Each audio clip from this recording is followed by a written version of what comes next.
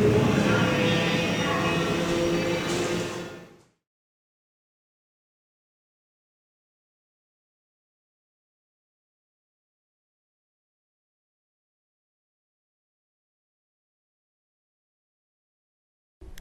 vietnamien, c'est ma langue maternelle. C'est mon âme, c'est mon souffle, c'est toute ma fierté. Mes parents m'ont raconté que je savais comment parler avant de marcher et que je savais lire très tôt par rapport aux autres enfants. À l'âge de 6 ans, quand les autres enfants de mon âge ont commencé d'apprendre des lettres et de composer des syllabes, je lisais déjà des journaux. Les livres et les journaux de mes parents m'ont aidé à construire une sensibilité pour le fonctionnement de la société. J'ai eu souvent des commentaires sur la complexité dans ma façon de parler.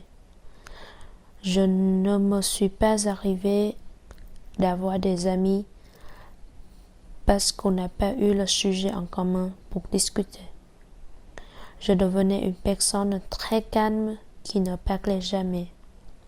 Pendant très longtemps dans mon enfance, je pensais que j'avais des problèmes de communication et je suis trop traumatisée quand j'ai besoin d'exprimer quelque chose.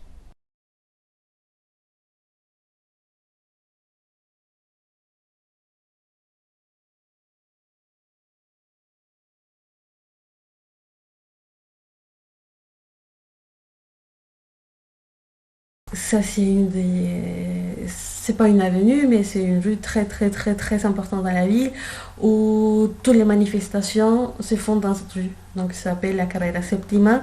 Donc, et elle va presque du sud au nord de la ville. Et toutes les manifestations passent par ici. Quand il y a quelque chose d'important et on veut s'exprimer, on le fait par ici. Tous les dimanches, il est fermé à moitié et on peut faire du sport. Donc, on peut faire du vélo, on peut courir, on peut marcher dans cette rue. Et c'est un secteur très très particulier parce qu'il il y a eu pas mal de choses historiques qui se sont passées juste à côté de ma fac. Un des journalistes les plus importants du pays a été tué. Et il y a eu pas mal de manifestations pour rendre hommage à cette personne, mais aussi rendre justice, parce qu'on n'a jamais su c'était qui la personne qui l'a tué, quelle organisation a voulu les taire. Beaucoup plus de ce côté, et il y a encore beaucoup plus d'histoires parce que si on sort un peu plus, on avait un candidat à la présidence de Colombie qui a été tué presque dans les mêmes quartiers. Il a été tué à cause de sa pensée parce qu'il était libéral et parce qu'il voulait donner l'égalité à toutes les personnes. Et du coup, il a été tué pour ça.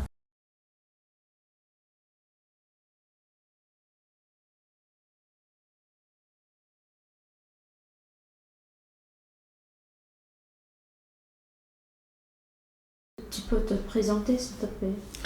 Bonjour, je m'appelle Elika Castellanos, j'ai 29 ans, et je suis colombienne et ça fait environ 4 ans et demi que je suis en France et aujourd'hui on se trouve à Vitry-sur-Seine. J'avais un assez bon niveau en anglais et en allemand, j'étais capable de parler les 3 langues, de me débrouiller.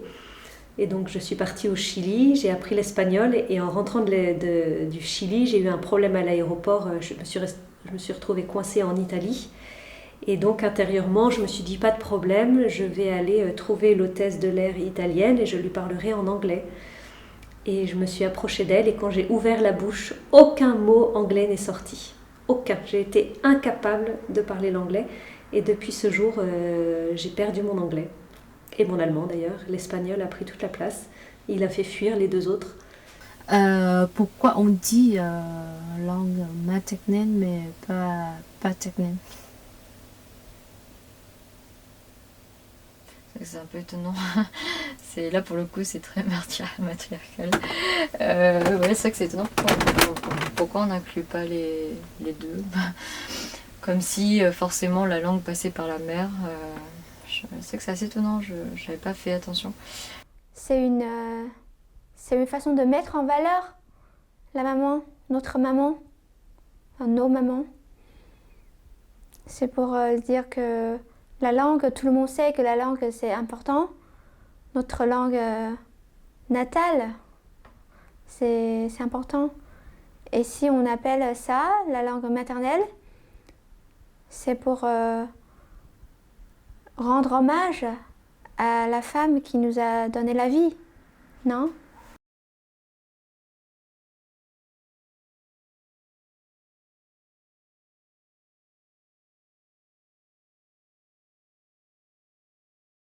Madame Botte, je ne connais pas son prénom. Je trouve mignon son nom. Le bruit, la chaleur, la lumière.